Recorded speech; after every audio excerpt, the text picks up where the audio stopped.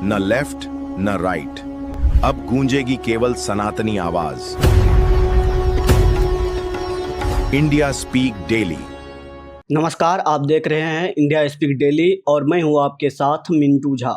आज संदीप जी का जन्मदिन है, जिसके कारण वह व्यस्त हैं, इसलिए आज मैं आप लोगों के बीच कुछ महत्वपूर्ण खबरों को लेकर के आया हूं। तो आइए खबर शुरू करते हैं। सबसे पहले सुप्रीम कोर्ट ने मंगलवार को निर्देश दिया कि विवादित भोजशाला परिसर के पास मुस्लिम समुदाय को शुक्रवार को दोपहर 1 बजे से 3 बजे तक नमाज अदा करने के लिए अलग खुला स्थान उपलब्ध कराया जाए। हालांकि chief justice Suryakant, justice Joymalya Bagchi और जस्टिस वी मोहना की पीठ ने स्पष्ट किया कि यह व्यवस्था सिर्फ अंतरिम तौर पर रहेगी। मामले में अंतिम फैसला आने के बाद आगे की व्यवस्था उसी के अनुसार तय होगी। सुप्रीम कोर्ट ने यह भी निर्देश दिया कि आर्कियोलॉजिकल सर्वे ऑफ इंडिया उसकी इजाजत के बिना उस जगह पर कोई भी स्ट्रक्चरल बदलाव ना करे। भोजशाला को संवेदनशील मामला बताते हुए सुप्रीम कोर्ट ने हिंदू और मुस्लिम दोनों पक्षों से धैर्य बनाए रखने की अपील की। अदालत ने कहा वह इस विवाद का जल्द समाधान करने के लिए जरूरत पड़ने पर रोजाना सुनवाई करने को भी तैयार है। Supreme court Madhya Pradesh high court के उस फैसले के खिलाफ दायर अपीलों पर सुनवाई कर रहा था, जिसमें कहा गया था कि धार जिले का विवादित भोजशाला परिसर देवी सरस्वती को समर्पित एक मंदिर है। सुनवाई के दौरान कोर्ट ने कहा कि इस तरह के संवेदनशील मामलों में हर शब्द का इस्तेमाल बहुत सोच समझकर करना होगा। मुख्य न्यायाधीश ने आगे कहा कि अंतरिम व्यवस्था से जुड़ा मुद्दा पहली बार सुप्रीम कोर्ट के सामने आया है। अदालत मध्य प्रदेश हाई कोर्ट के आदेश और राज्य सरकार की कानून व्यवस्था बनाए रखने में आई कठिनाइयों को भी ध्यान में रख रही है। फिलहाल जो व्यवस्था लागू है उसे जारी रखते हुए मामले को 10 से 15 दिनों के भीतर उपयुक्त पीठ के समक्ष सूचीबद्ध किया जाए। इससे पहले सोमवार को मुस्लिम पक्ष की ओर से वरिष्ठ अधिवक्ता हुजैफा अहमदी और अधिवक्ता निजाम पाशा ने मामले की जल्द सुनवाई की मांग की थी। इस पर मुख्य न्यायाधीश ने याचिकाओं में मौजूद तकनीकी कमियां दूर करने को कहा और भरोसा दिलाया कि इस मामले को जल्द सुनवाई के लिए सूचीबद्ध किया जाएगा। बता दें कि 15 मई को मध्य प्रदेश हाईकोर्ट ने अपने फैसले में कहा था कि धार जिले का विवादित भोजशाला कमाल मौला मस्जिद परिसर देवी सरस्वती का मंदिर है। हाईकोर्ट ने भारतीय पुरातत्व सर्वेक्षण ASI के उस कई दशक पुराने आदेश को भी रद्द कर दिया था, जिसके तहत मुस्लिम समुदाय को परिसर में हर शुक्रवार नमाज अदा करने की अनुमति दी गई थी।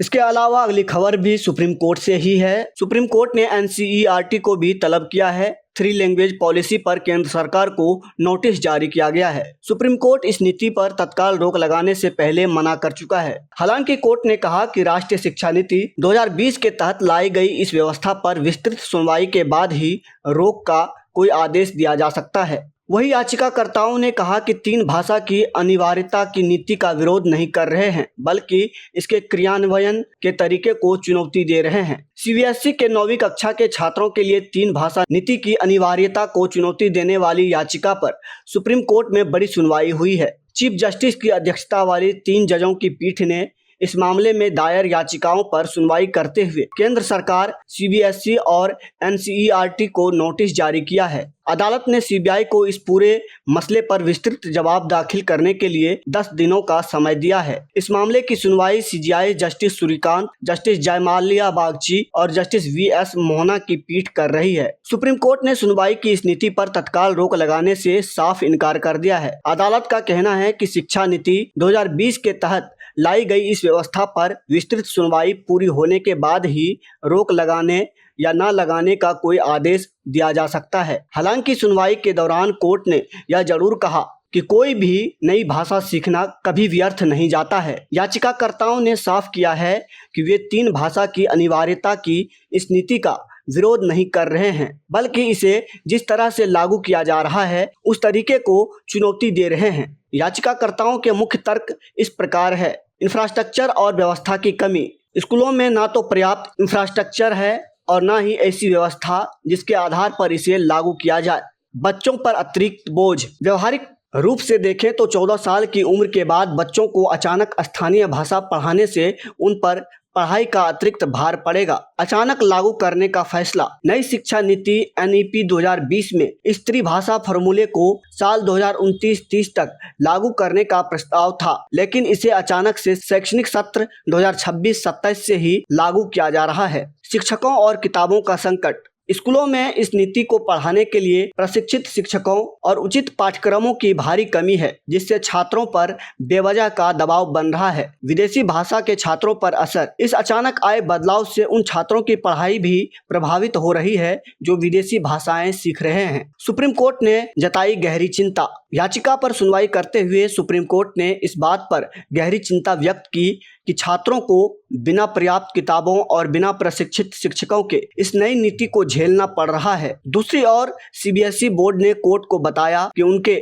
लगभग आधे यानी 47% स्कूल पहले से ही इस नीति का पालन कर रहे हैं। शिक्षा मंत्रालय और सीबीएसई ने यह स्पष्ट किया कि इस नीति का मुख्य उद्देश्य बहुभाषावाद को बढ़ावा देना है, जिसमें तीसरी भाषा के रूप में भारतीय भाषाओं को सीखने को प्राथमिकता दी जानी चाहिए। क्या है यह 3 भाषा नीति और सर्कुलर? लागू होने की तारीख सीबीएसई के 15 मई के सर्कुलर के अनुसार इसे पहले 1 जुलाई 2026 से कक्षा 9 के छात्रों के लिए अनिवार्य किया गया था, जिसे बाद में बढ़ाकर 10 जुलाई 2026 कर दिया गया। इस नीति के तहत 9वीं के छात्रों को 3 भाषाएं पढ़नी होगी, जिनमें कम से कम 2 भाषाएं भारतीय मूल की होनी अनिवार्य है। छात्रों को बड़ी राहत देते हुए स्पष्ट किया गया कि 10वीं की कक्षा में इस तीसरी भाषा के लिए कोई बोर्ड परीक्षा आयोजित नहीं की जाएगी। इसका मूल्यांकन पूरी तरह से स्कूलों के आंतरिक अंकों के आधार पर ही किया जाएगा। इसके अलावा अगली खबर राम मंदिर से जुड़ी हुई है। अयोध्या के राम मंदिर चढ़ावा चोरी का मामला अब सुप्रीम कोर्ट पहुंच गया है। मामले में दायर जनहित याचिकाओं पर सुनवाई करते हुए शीर्ष अदालत ने केंद्र सरकार और उत्तर प्रदेश सरकार और श्री राम जन्मभूमि तीर्थ क्षेत्र ट्रस्ट को नोटिस जारी कर जवाब मांगा है।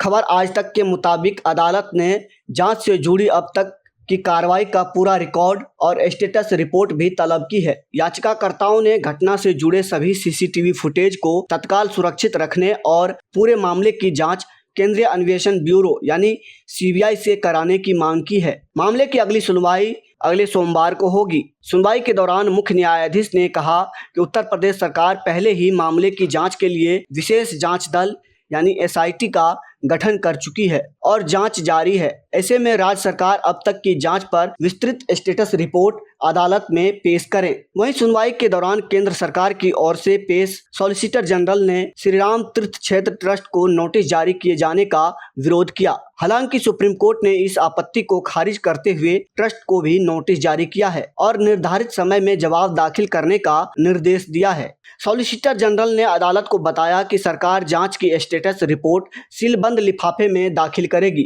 इस पर याचिकाकर्ताओं ने रिपोर्ट के प्रति उपलब्ध कराने की मांग की ताकि वे उसका अध्ययन कर अपना पक्ष रख सके। केंद्र सरकार ने इस मांग का भी विरोध किया। इस पर सीजीआई ने टिप्पणी करते हुए कहा, आप कानून जानते हैं, आखिर में वे इस रिपोर्ट को देख ही लेंगे। अब सभी की नज़र अगली सुनवाई पर है, जहां अदालत जांच की दिशा और आगे की कार्रवाई पर महत्वपूर्ण आदेश दे सकती है। श्री राम जन्मभूमि तीर्थ क्षेत्र ट्रस्ट ने मुख्य कार्यकारी अधिकारी यानी सीईओ के पद पर भर्ती के लिए आवेदन आमंत्रण किए हैं। यह पद 50 से 70 वर्ष आयु वर्ग के हिंदू उम्मीदवारों के लिए खुला है। ट्रस्ट ने सोशल मीडिया प्लेटफॉर्म एक्स पर जारी सूचना में बताया कि उम्मीदवार के पास प्रबंधन मैनेजमेंट के क्षेत्र में कम से कम 20 वर्ष का अनुभव और किसी मान्यता प्राप्त विश्वविद्यालय से स्नातक बैचलर की डिग्री होना अनिवार्य है। ट्रस्ट ने कहा कि मुख्य प्रशासनिक अधिकारी चीफ एडमिनिस्ट्रेटिव ऑफिसर के रूप में कार्य कर चुके या किसी मंदिर हिंदू धार्मिक संस्था के प्रबंधन का अनुभव रखने वाले उम्मीदवारों को प्राथमिकता दी जाएगी। इसके अलावा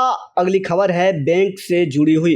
भारत सरकार और life insurance corporation of India मिलकर आईडीबीआई बैंक में अपनी 60.7% हिस्सेदारी बेचने की तैयारी में है। इस स्ट्रेटेजिक डिसइन्वेस्टमेंट यानी विनिवेश के लिए कनाडा की फेयरफैक्स फाइनेंशियल होल्डिंग्स और दुबई की एमिरेट्स एनबीडी ने बोलियां लगाई है, जो अभी वैल्यूएशन के दौर में है। सरकारी सूत्रों के मुताबिक यह पूरी डील अगले 1 महीने के भीतर फाइनल हो सकती है। बैंक में हिस्सेदारी बिक्री की प्रोसेस तेजी से आगे बढ़ रही है। सूत्रों ने बताया कि सोमवार को ब्यूरोक्रेट्स के एक पैनल ने एक मीटिंग की थी, जिसमें इस ट्रांजैक्शन को आगे बढ़ाने के लिए रिव्यू किया गया था। अभी कंपनियों की रिवाइज बोलियों की जाँच की जा रही है। दैनिक भास्कर में छपी रिपोर्ट के मुताबिक यह प्रस्तावित ट्रांजैक्शन केंद्र और स्ट्रेटेजिक डिसइन्वेस्टमेंट प्रोग्राम का एक अहम हिस्सा है। वर्तमान शेयर होल्डिंग पैटर्न की बात करें तो IDBI बैंक में भारत सरकार की हिस्सेदारी 45.48%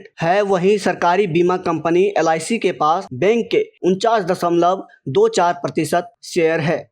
दोनों मिलकर अपनी कुल हिस्सेदारी में 60.7% हिस्सा बेच रहे हैं। IDBI बैंक में कंट्रोलिंग स्टेक खरीदने के लिए दो मुख्य दावेदार मैदान में हैं।